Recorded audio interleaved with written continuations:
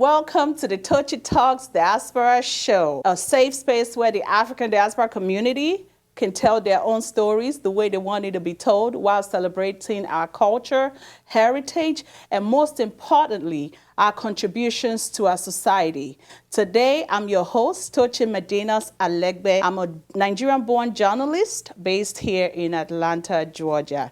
Thank you again for joining us. Our show today is packed with so much exciting stuff.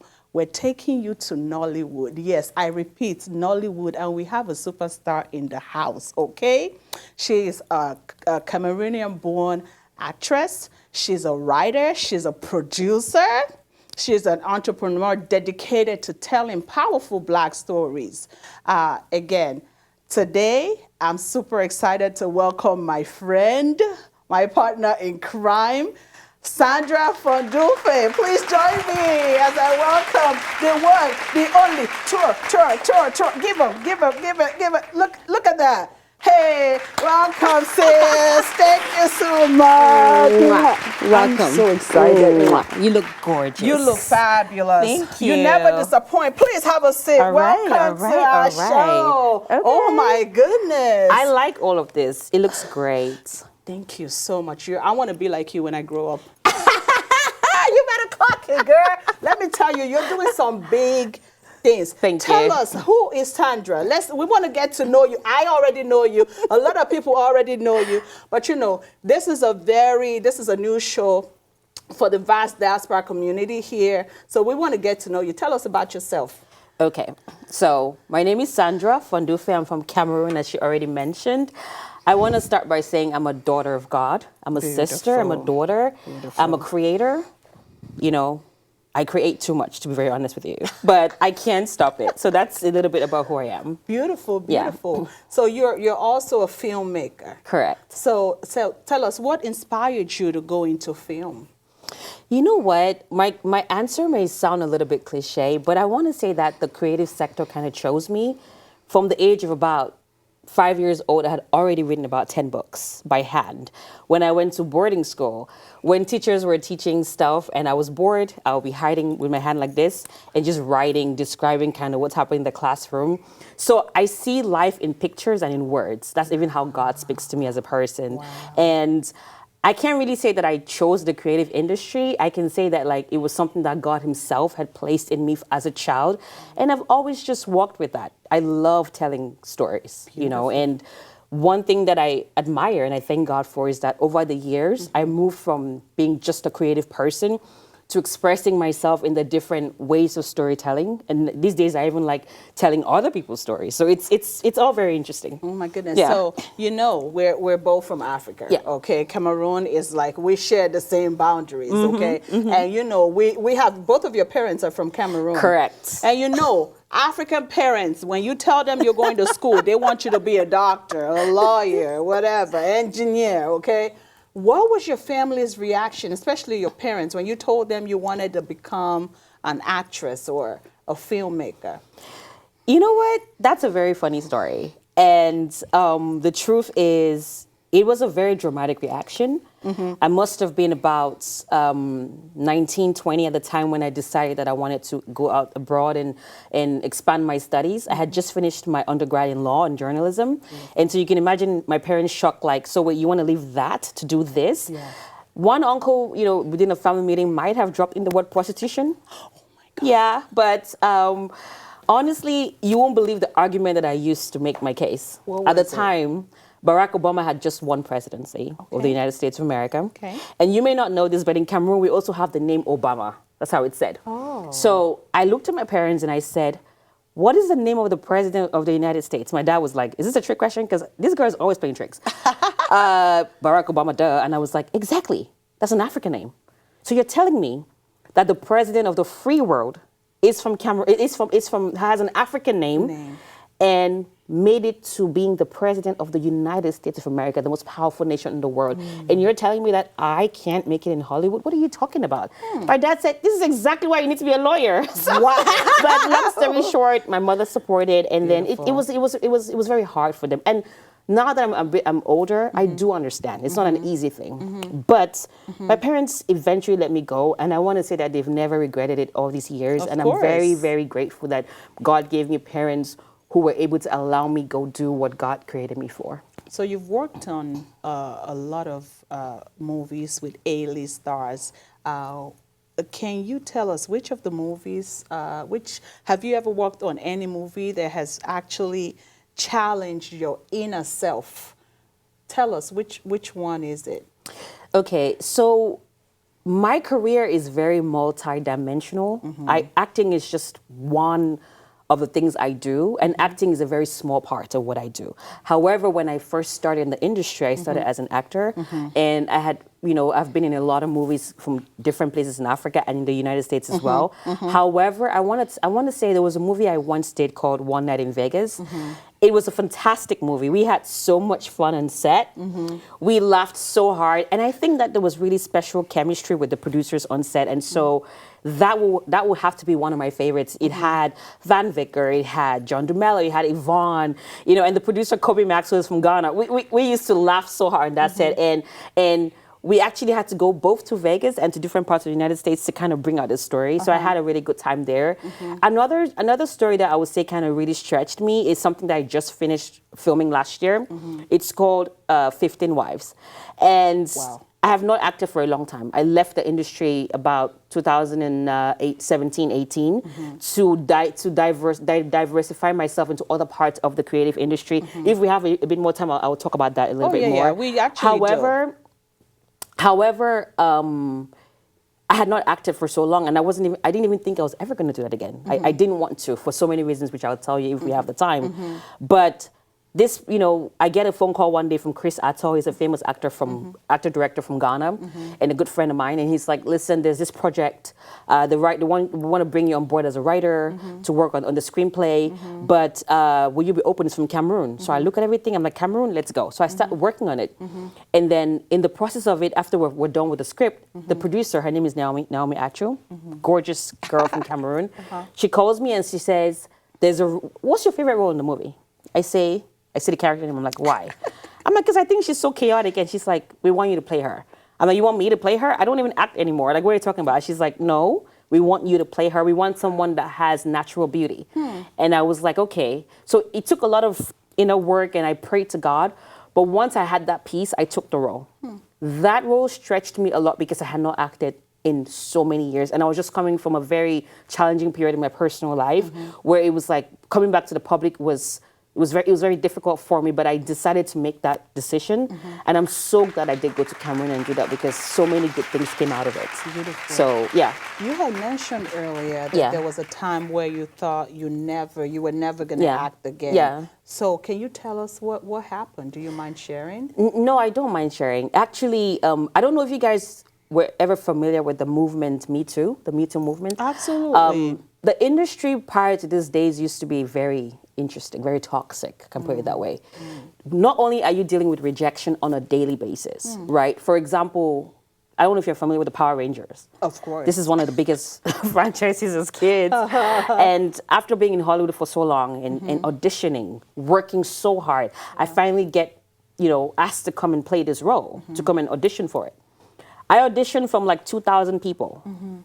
And at the time when I come into the studio, I see like the whole of, all the stars that you see on Black TV. So I'm like, I'm definitely not getting this. But somehow, by God's grace, it kept going. And at the very end of it, I see this contract.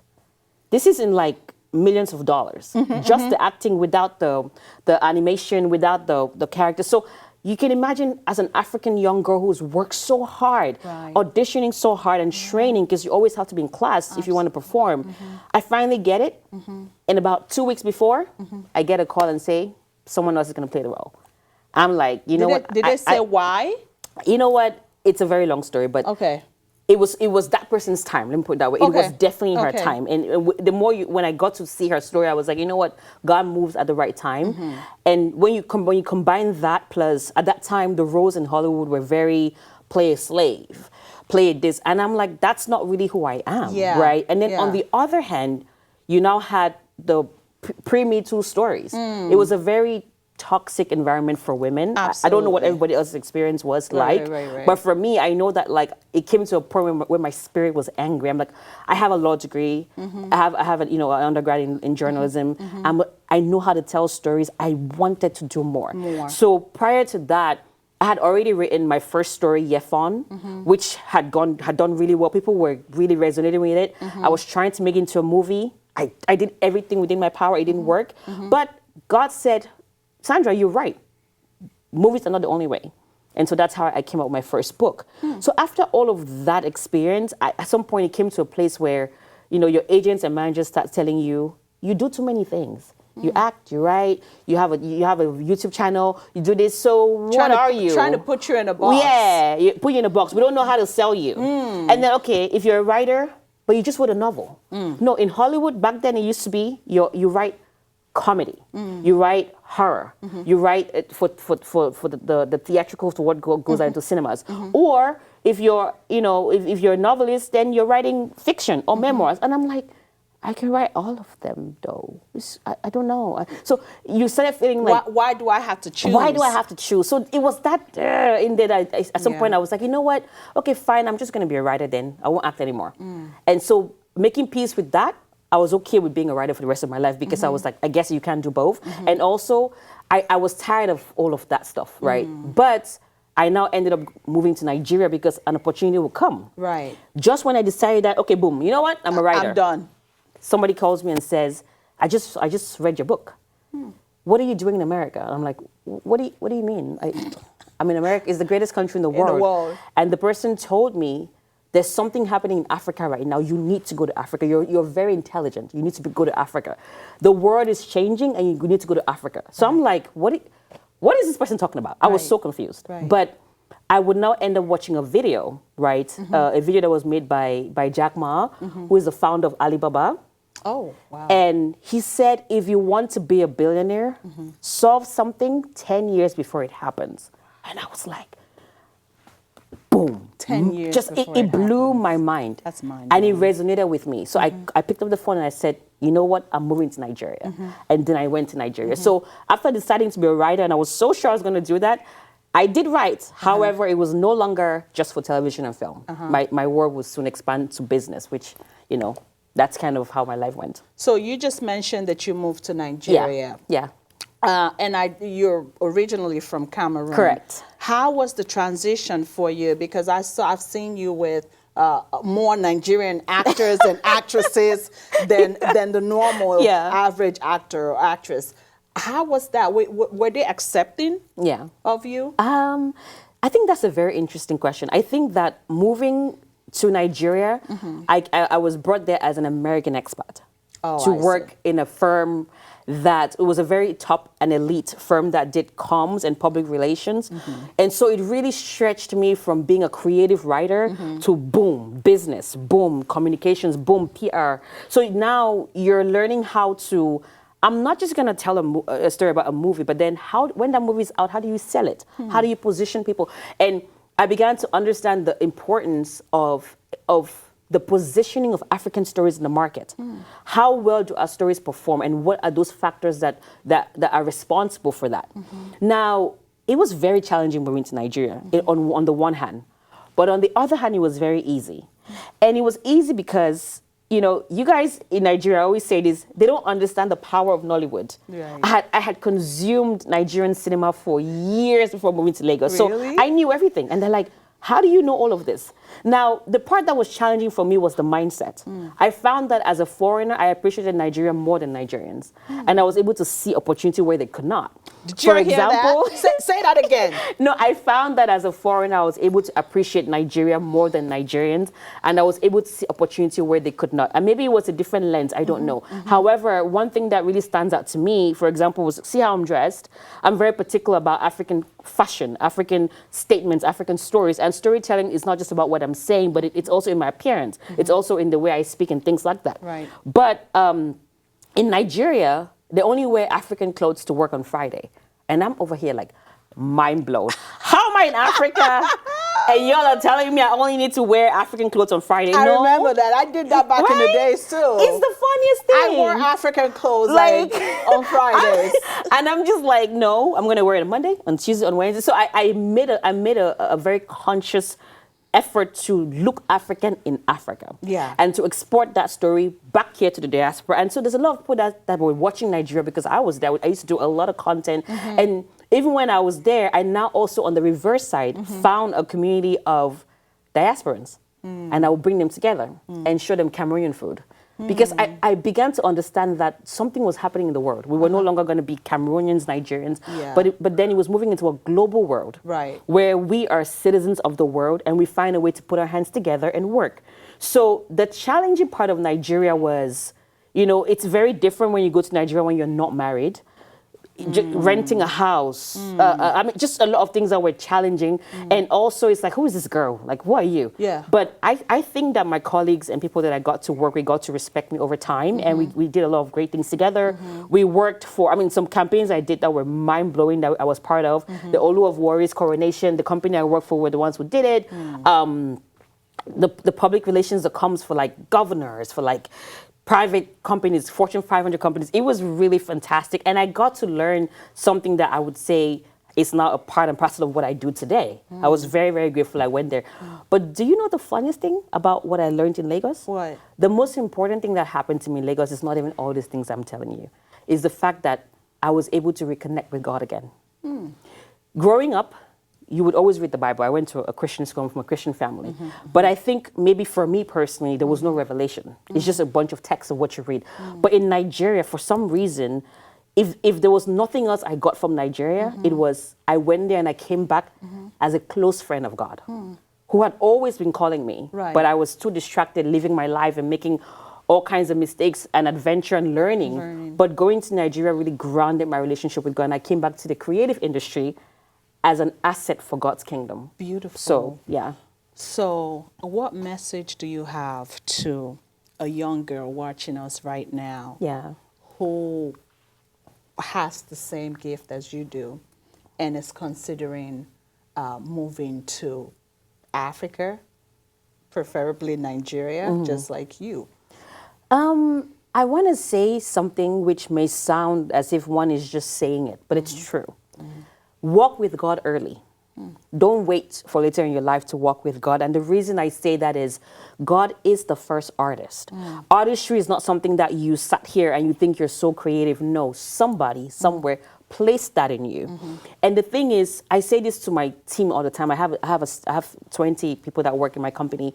I own a company called African Pictures International, and I also own the Black Film Wire. I can tell you more about that if we have the time. But I say this to the people I work with all the time. You have to understand that the creative's role in the society is not just to create stuff, but we're here to solve problems. Right. The creative person has the unique ability to shine light on a situation maybe years before people catch it. For example, when we look at the American culture around the world, it's one of the most exported cultures, whether it be in hip hop, in sports, in music, in film.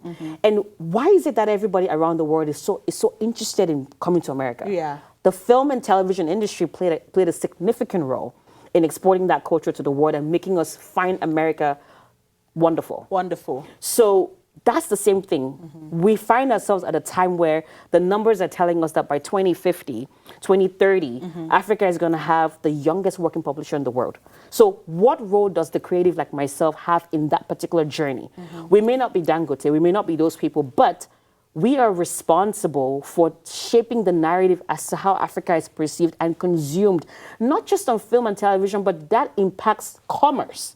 People somebody may watch this and decide to buy this outfit. And trade, and trade, right? So it's a very important, rare, and can I call it spiritual role. So my advice to every young person is don't take that journey alone. Take it with God, and then collaborate with people who are your peers.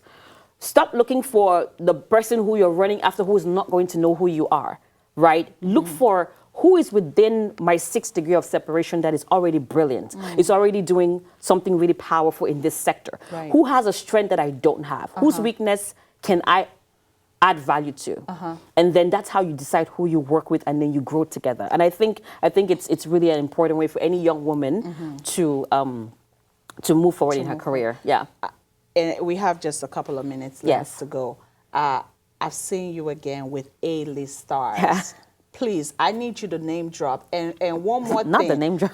Yes, I want to, because we're going to have the pictures and the videos up, okay? Okay. Who is your favorite Nigerian actor? Ooh, that is a very hard question to ask.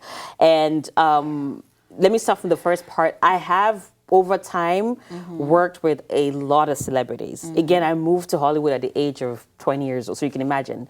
In the US, I've worked with Josh Groban, Wyclef Jean, Jimmy Jean-Louis, Akon, Jeda Amada, who else? I told you. That's why I told her to name drop, like okay? I don't know, okay, in Africa, I would say Yvonne Nelson, like a lot of the Ghanaian industry, John Dumelo, Van Vicker, and then within the Nigerian context as well, I've worked with even more people, because now as a business, what we do is supply infrastructural support to film and television. So I just finished a 1-year campaign with Omotola Jalade for her new movie, Mother's Love. Mother's Love. I've worked with Uncle RMD, with so many more of the names within my professional sector. And right now we're currently working on a movie called Lights Out, which is this really great movie that talks about dementia. And it has Wale Ojo, it has Shafi Bello, like a lot of people over time. As far as who is my favorite actor, it's a very hard question to say. However, I do want to take this opportunity to let you guys know that African cinema is not a monolith. Apart from Nigeria, there's other markets, including Central African markets. So I hope that you guys will learn more about film that is coming from Africa. From Africa. Yeah. And again, your fashion sense, your style. Yeah. But I just got to ask you this. Has anyone ever told you look like Viola Davis? Okay, so yes, it happens. I hear that all the time. But the funny thing is, this is the reason why I actually heard about Viola Davis in the first place. I didn't even know who she was. Not today, of course. Today she's a mega star. I'm talking about 2011. I come from Cameroon. I didn't know her, but I was in film school, and my teacher, John Henry, in the he was filming for me behind the camera, and he just stopped and he said, "My goodness, you really look like Viola Davis." And I'm like, who is this person? I'm glad I'm not the only one. It was one. crazy. And he was like, go and watch this movie called Doubt. She had just done a movie with Meryl Streep called Doubt.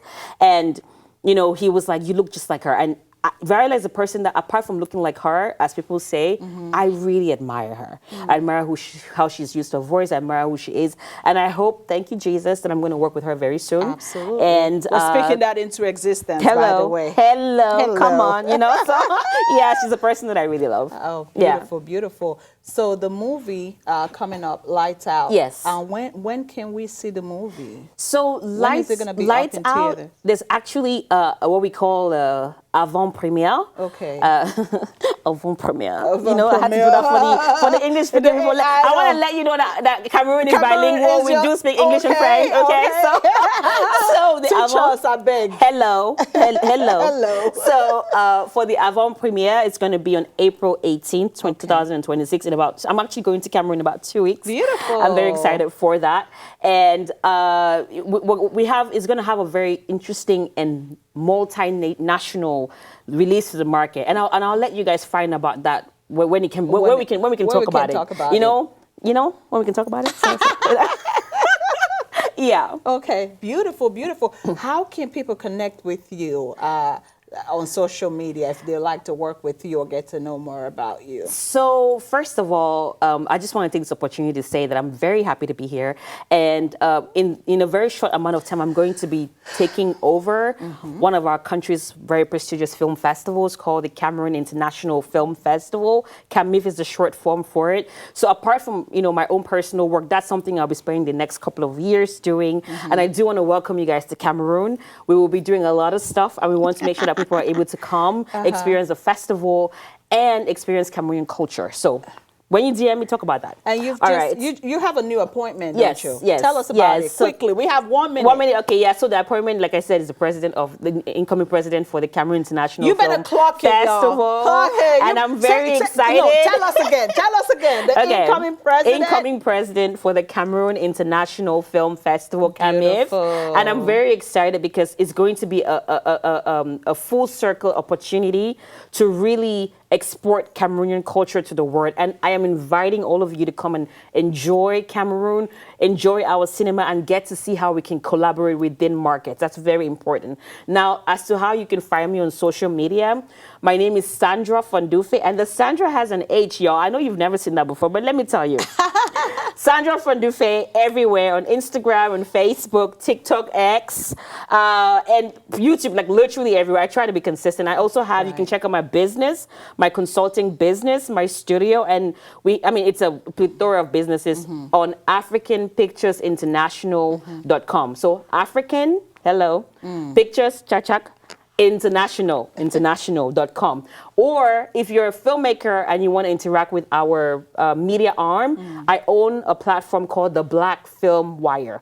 www.blackfilmwire. Don't worry, sis. I'll make sure to link all her social media pages to this video. Yes. But before we go, I have a gift for You you, too. Ooh, sis. I like it. I hope you like it. And thank you so much. No can I take a look at it? Okay, let me see. Let me pick out. Ooh, I'm a mug person. Are you? Can you read Stay it out loud? positive, work hard, and make it happen. There you go. You better clock it, girl. Thank you. There's more goodies in here. I just brought down the one that I love the best. So thank you. I'm very grateful. Of course. I know we don't have time, but I just want to speak a word on this soil, and I just want to call on God to be with you in everything that you do. And this earth right here is blessed. Your show is blessed. Amen. And I pray that a year from now, what's today's date? Today, sometime. We can't tell you when. Sometime but in April. God knows when. We know when. Right. Whenever this is, the next year we come back here, you're going to be surprised. Whatever stats that my business got in 1 year, you're going to surpass it. Amen. In Jesus' mighty name. So I'm really Sahndra. rooting for you. You've been. And guys, this woman she has what I call the oil of connecting. She has a unique way to connect people. And it's something that she does selflessly. She does not hide her contacts. Thank you. I've met you in so many very important rooms, and I just really honor you. I know that this is going to be huge. Thank you so much. Yeah. I'm so honored. And I receive all of that. Amen. I receive Yes. it. Thank you so much. And we want to thank you all so much for staying tuned till the end. Again, please make sure to share this video to your family, to your friends. Tell them Tochi Talks Diaspora is here to stay. And if you'd like to be a guest on this show, please send us an email. I'll link all of that below this video. Send us a message on Facebook. Call the WhatsApp number showing on your screen right now. And remember to subscribe. Please subscribe. We need you all to subscribe and like this video as well. And if you'd like to be a guest, like I said, feel free to reach out to us. Remember, being an African is not a crime. It's a blessing. And you have to go out there. Make sure you go out there and wear that crown with pride. Until next time, I'm your host, Tochi Medinas Alegbe. Thank you for joining us. Bye.